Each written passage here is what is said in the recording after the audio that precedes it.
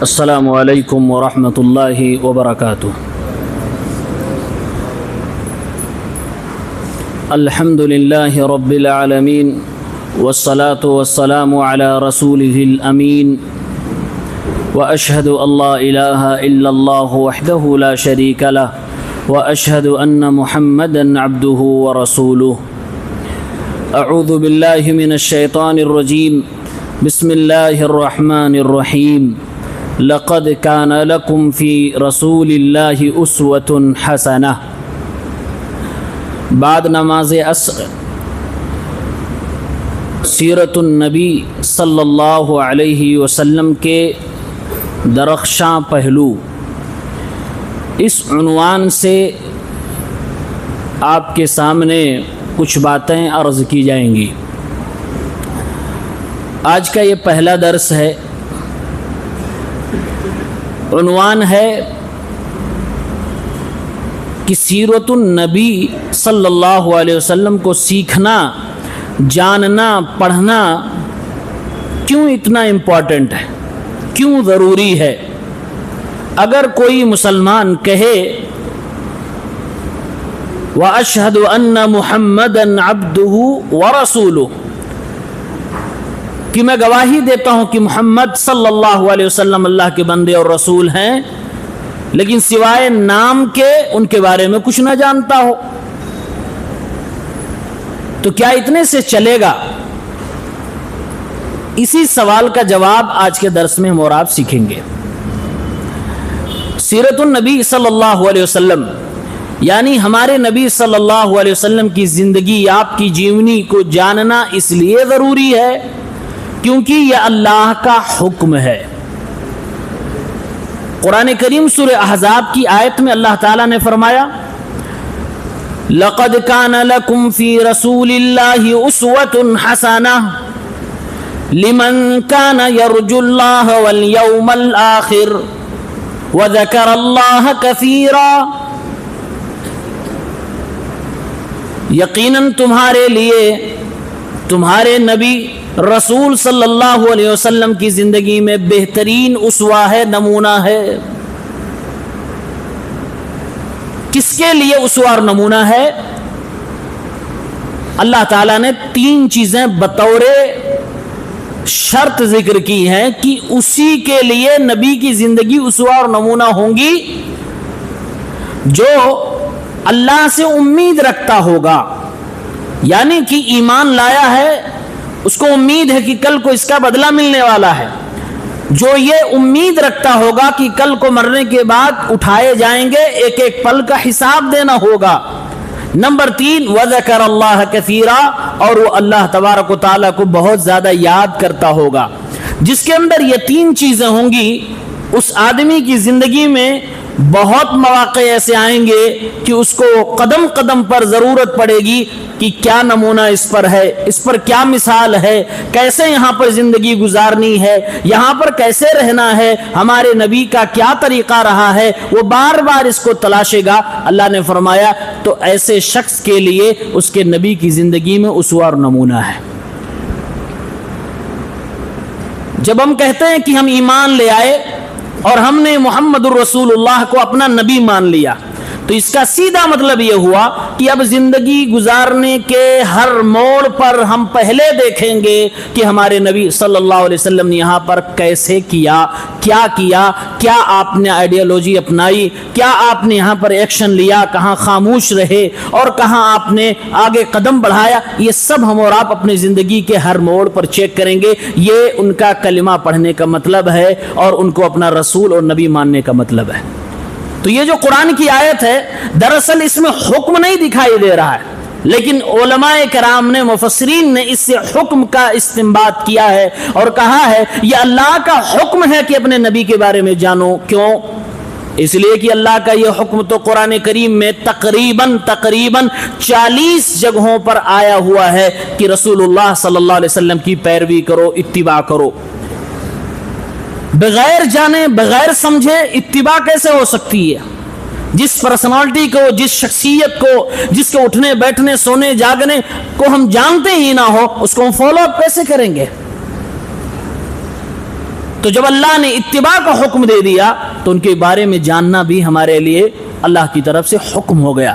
پہلی وجہ کہ ہمیں اللہ کے نبی صلی اللہ علیہ وسلم کے بارے میں جاننا چاہیے، اس لیے کہ اللہ تعالیٰ کی طرف سے ہمیں حکم دیا گیا ہے۔ دوسری وجہ، ہم سارے مسلمان، ساری دنیا کے ایمان والے اس بات پر اتفاق کرتے ہیں کہ مرنے کے بعد، قبر میں جانے کے بعد فرشتوں کے سوال و جواب کا سامنا کرنا پڑے گا۔ 3 مشہور سوالات، ان میں سے ایک سوال ہوگا من نبیو کا، تمہارا نبی کون ہے، یعنی کہ قبر میں نبی کے بارے میں بھی پوچھا جانے والا ہے، لہٰذا دنیا کے اندر ہی اپنے نبی کے بارے میں تفصیلی معلومات حاصل کر لی جائے، اپنے نبی کے بارے میں ان کی زندگی گزارنے کے طریقے کو سیکھ لیا جائے، یعنی قبر کی تیاری کرنے کے لیے بھی اپنے نبی کے بارے میں جاننا ضروری ہے۔ اس لیے علماء کرام نے اسے اصول ثلاثہ میں ذکر کیا ہے۔ اللہ کے بارے میں جاننا ضروری ہے اور دین کی بنیادی تعلیمات کو جاننا ضروری ہے، اور اللہ اور دین کے بنیادی تعلیمات دونوں کے بیچ میں کنیکشن اگر کوئی ہے تو محمد رسول اللہ صلی اللہ علیہ وسلم، ان کے بارے میں بھی جاننا ضروری ہے۔ یہ دوسری وجہ ہو گئی۔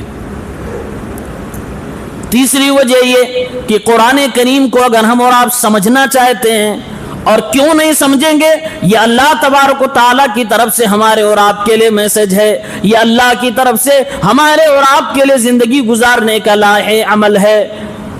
اسی قرآن کریم کو سمجھنے کے لیے اپنے نبی کو جاننا ضروری ہے۔ اگر ہم اپنے نبی کو نہیں جانیں گے تو قرآن کریم کو سمجھنا ہمارے لیے مشکل ہی نہیں، محال ہو جائے گا، امپاسبل ہے قرآن کو سمجھنا نبی کے بغیر۔ نبی کی حدیثوں کے بغیر قرآن کو نہیں سمجھ سکتے، نبی کی سیرت کے بغیر قرآن کریم کو نہیں سمجھ سکتے۔ اسی لیے مائی عائشہ رضی اللہ تعالیٰ عنہ سے جب پوچھا گیا کہ بتائیے اللہ کے نبی کا اخلاق کیسا تھا، اللہ کے نبی کا کیریکٹر کیسا تھا، انہوں نے جواب دیا قرآن کریم تم نے نہیں پڑھا، کان خلقہ القرآن، میرے محبوب جناب محمد عربی صلی اللہ علیہ وسلم کا اخلاق پورا کا پورا قرآن تھا۔ اگر قرآن کریم تھیوری کی بک ہے تو ہمارے نبی صلی اللہ علیہ وسلم کی جیونی، آپ کی لائف سٹائل، اس کی پریکٹیکل لائف، آپ صلی اللہ علیہ وسلم کی یہ زندگی قرآن کریم کی تشریح اور تفسیر ہے۔ یہی تو حضرت عائشہ رضی اللہ تعالی عنہا نے بتایا۔ اگر ہمیں نبی کے بارے میں نہ معلوم ہے تو بتاؤ الم تر کیف فعل ربک باصحاب الفیل، کیا آپ نہیں جانتے ہاتھی والوں کے ساتھ آپ کے رب نے کیا کیا؟ یہ ساری چیزیں تو سیرت میں پڑھائی جائیں گی۔ اگر اللہ کے نبی کے بارے میں نہیں معلوم، اس آیت کو نہیں سمجھ سکتے، لإیلاف قریش، اگر اللہ کے نبی کی سیرت کو نہیں جانتے تو پھر اس سورت کو بھی نہیں سمجھ سکتے۔ تبت یدا ابی لہب وتب، اگر اللہ کے نبی کی سیرت کو نہیں جانتے تو سورہ ابو لہب بھی نہیں سمجھ سکتے۔ تبت یدا ابو لہب، یہ کیا پس منظر ہے، کیا واقعہ پیچھے، بیک گراؤنڈ کیا ہے؟ اگر نہیں معلوم ہے تو قرآن کریم کی آیتوں کو کیسے سمجھیں گے؟ سورہ انفال جس میں اللہ تعالیٰ نے اللہ کے نبی صلی اللہ علیہ وسلم کی زندگی میں جو غزوے اور جنگیں لڑی گئیں اس کے تعلق سے ذکر فرمایا ہے۔ اگر نبی کی زندگی نہیں جانیں گے یہ پوری کی پورا سورہ ہمیں سمجھ میں نہیں آئے گی۔ یا ایھا النبی لما تحرم ما حل اللہ لک، اے نبی جو چیزیں آپ کے لیے حلال کر دی گئی آپ نے کیوں اپنے اوپر حرام کر لیا؟ اگر نبی کی زندگی نہیں جانتے ہیں، اس کا پس منظر نہیں جانتے ہیں تو کیسے قرآن کی آیتوں کو سمجھیں گے؟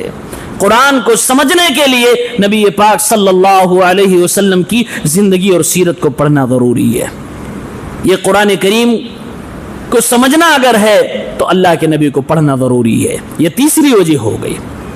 چوتھی وجہ، ہمیں اور آپ کو حکم دیا گیا کہ اللہ تبارک و تعالیٰ سے محبت کے بعد اس پوری کائنات میں، اللہ کی تمام مخلوقات میں، ساری کریشن میں سب سے زیادہ اگر ہماری محبتوں کا کوئی مستحق ہے تو آمنہ کے لال محمد الرسول اللہ صلی اللہ علیہ وسلم ہماری محبت کے مستحق ہیں۔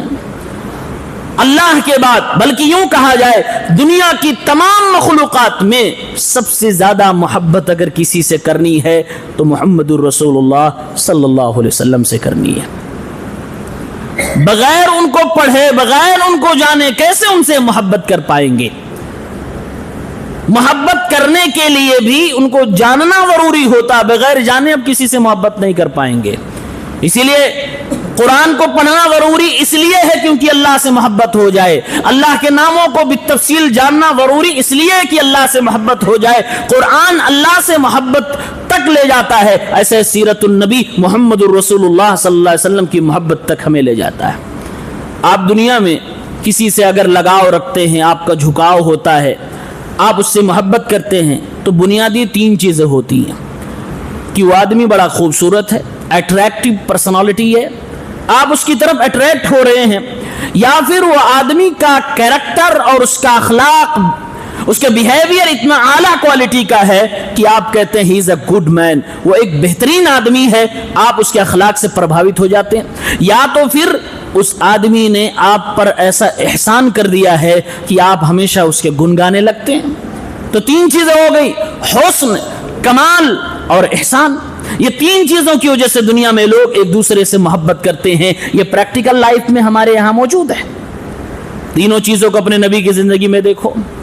ہمارے نبی کے حسن کی باری آئی تو حضرت عائشہ نے فرمایا دنیا والوں کا سورج مشرق سے نکلتا ہے، میرا سورج میرے گھر میں، میرے حجرے میں شام کو طلوع ہوتا ہے۔ محمد الرسول اللہ صلی اللہ علیہ وسلم۔ صحابی کہنے لگے اللہ کے نبی صلی اللہ علیہ وسلم، چاند کو دیکھوں کہ آپ کے رخسار کو دیکھوں؟ چاند آپ کی خوبصورتی کے سامنے پھیکا نظر آ رہا ہے۔ دوسرے صحابی نے جب تعریف بیان کی تو کہنے لگے وَأَحْسَنُ مِنْكَ لَمْ تَرَ قَطُّ عَيْنِي وَأَجْمَلُ مِنْكَ لَمْ تَلِدِ النِّسَاء۔ اے نبی، آپ سے زیادہ خوبصورت کائنات کی آنکھوں نے کسی مخلوق کو دیکھا ہی نہیں، آپ سے زیادہ حسین و جمیل کسی ماں نے کوئی بچہ جنا ہی نہیں۔ خوبصورتی میں میرے نبی کا کوئی مثال نہیں ہے۔ سیدنا یوسف علیہ السلام سے بھی زیادہ محمد الرسول اللہ صلی اللہ علیہ وسلم خوبصورت تھے۔ اس وجہ سے بھی محبت ہونی چاہیے۔ اور یقین مانے یوسف علیہ السلام کی اولاد میں سے ایک یہودی عالم دین عبد السلام رضی اللہ تعالی عنہ، عبداللہ ابن السلام، یہ ایک صحابی ہو گئے، پہلے یہودی عالم تھے، یہ حضرت یوسف علیہ السلام کے نسل سے کہتے ہیں میں نے پرانی کتابوں میں پڑھا کہ محمد اللہ کے آخری نبی ہوں گے۔ جب یہ مدینے میں آ گئے تو چھپتے چھپتے میں ان کو دیکھنے کے لیے فالو اپ کرنے لگا، چھپ چھپا کے جا رہا تھا کہیں لوگ نہ دیکھ لیں یہودیوں کا عالم بھی محمد رسول اللہ کو دیکھنے جا رہا ہے۔ حضرت عبداللہ کہتے ہیں میں جب قریب پہنچتا ہوں فجئت فی الناس لانظر الیہ، میں لوگوں کی بھیڑ میں گھستا ہوں تاکہ رسول اللہ صلی اللہ علیہ وسلم کو دیکھ لوں۔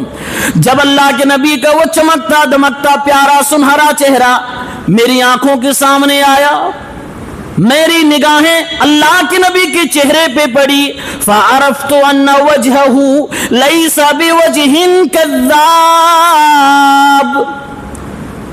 جب میں نے محمد الرسول اللہ کا چہرہ دیکھا تو میرے دل سے آواز آئی اے عبداللہ، یہ اتنا پیارا چہرے والا، اتنی سنہرے چہرے والا، اتنی دلکش نگاہوں والا، اتنی پیار چہرے والا، اللہ کی قسم جھوٹ انسان نہیں ہو سکتا، اس کا چہرہ تو جھوٹیا ہو ہی نہیں سکتا، یہ سچے آدمی کے چہروں کی چمک ہوا کرتی ہے۔ فرماتے میرے دل سے آواز آئی کہ محمد الرسول اللہ صلی اللہ علیہ وسلم جو اپنے آپ کو نبی کہتے ہیں سچ میں اللہ کے نبی ہیں، جھوٹے نہیں ہو سکتے۔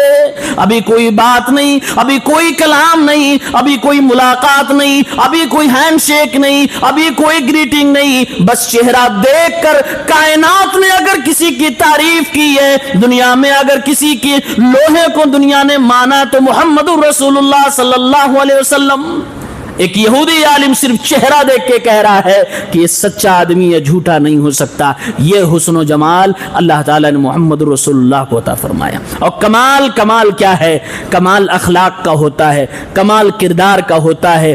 کردار کے غازی جو ہوتے ہیں وہی باکمال انسان ہوتے ہیں۔ اللہ کے نبی کے اخلاق پر قرآن کریم کی ایک آیت مکمل کتاب سے بھی بڑی ہے، وَإِنَّكَ لَعَلَىٰ خُلُقٍ عَظِيمٍ۔ اے نبی صلی اللہ علیہ وسلم آپ تو اخلاق کے بلند پیمانے پہ فائز ہے۔ محمد رسول اللہ کے اخلاق کی تعریف قرآن کرتا ہے، اللہ تبارک و تعالیٰ کرتا ہے، تو اخلاق میں بھی آپ باکمال ہے۔ آپ کو غصہ دلایا جاتا ہے، اللہ کے نبی غصہ نہیں ہوتے ہیں، اس سے بڑا اخلاق کس کا ہو سکتا ہے؟ آپ کی گریماں پکڑی جاتی ہے، آپ جذبات سے باہر نہیں آتے، اس سے بہترین اخلاق کس کا ہو سکتا ہے؟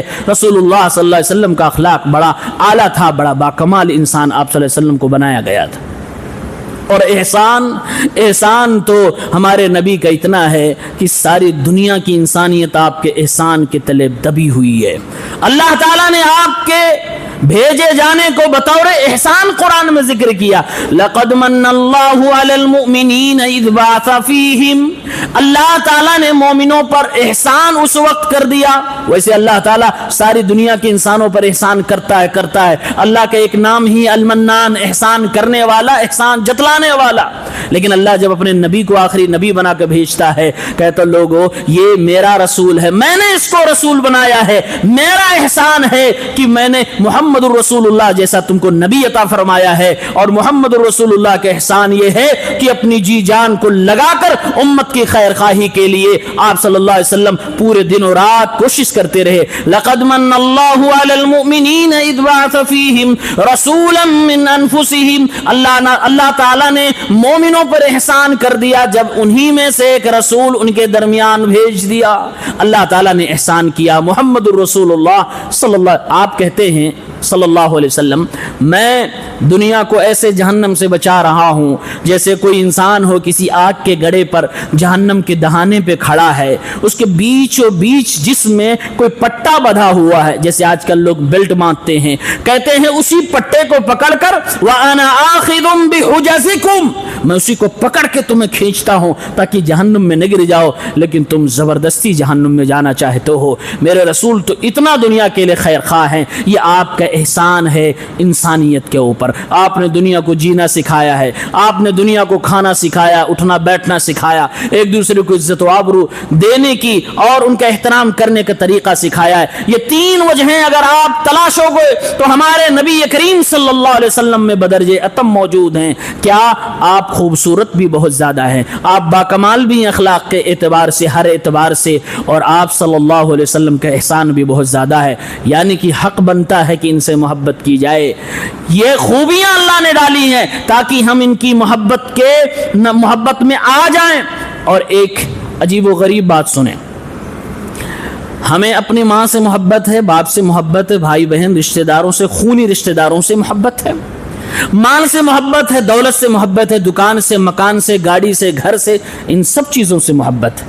یہ ساری محبتیں بائی ڈیفالٹ ہے، بائی ڈیفالٹ۔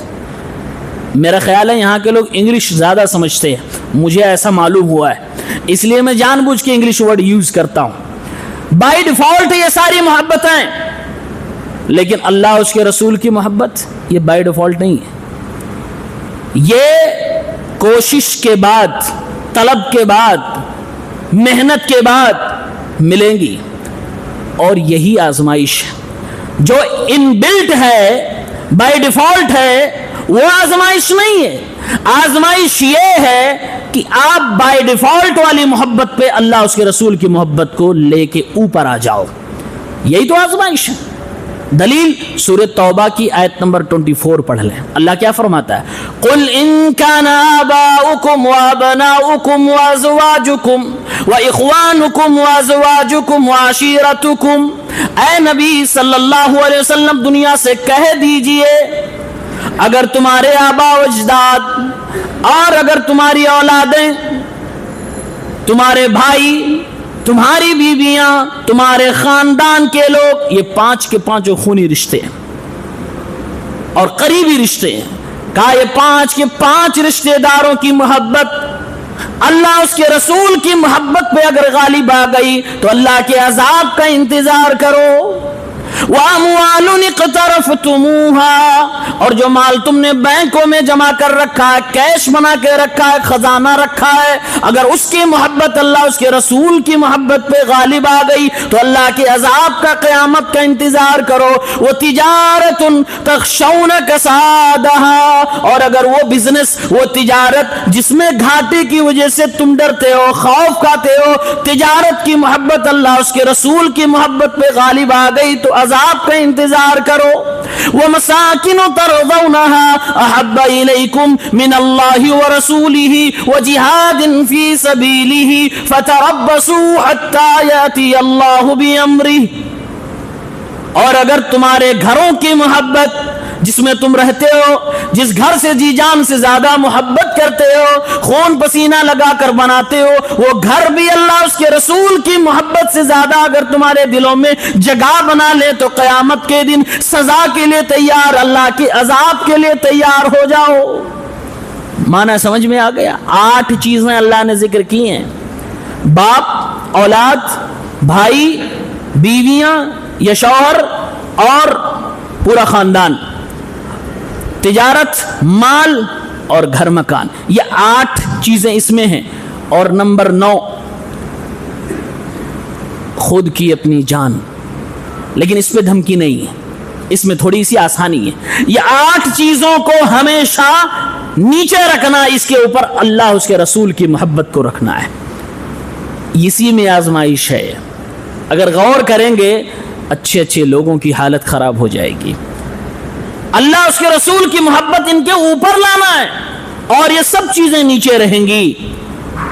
جان سے زیادہ محمد الرسول اللہ صلی اللہ علیہ وسلم سے محبت کرنی ہے. اسی میں آزمائش ہے. اسی لیے جنت بنائی گئی ہے تاکہ آزمائشوں میں کامیاب ہونے والوں کو انعام دیا جا سکے. جنت اتنی آسان نہیں ہے آئی لو محمد کہہ دو اور جنت مل جائے گی. محبت کے دعوے کر دو اور کچھ نہ کرنا پڑے جنت مل جائے گی، ایسا نہیں ہے.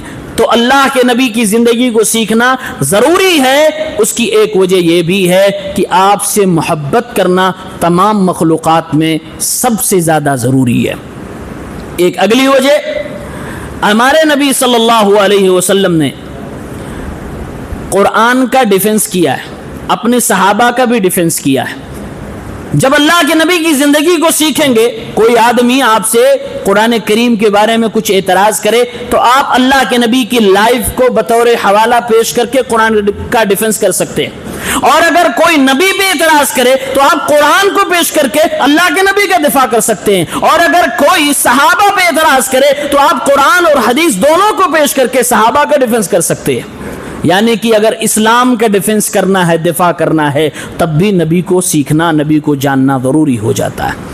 ایک اور وجہ، دنیا آج ان لوگوں کے پیچھے بھاگ رہی ہے جو لوگوں کو موٹیویٹ کرتے ہیں، موٹیویشنل اسپیکر. دنیا میں قرآن سے بڑی کوئی موٹیویشنل بک نہیں اور نبی پاک کے فرمودات اور آپ کی احادیث سے بہترین کوئی موٹیویشن نہیں ہے. آپ قرآن و حدیث پڑھ کے تو دیکھیں. اللہ کے نبی نے 2 بنیادی تعلیم دی ہے: یقین اور صبر. یقین اور صبر.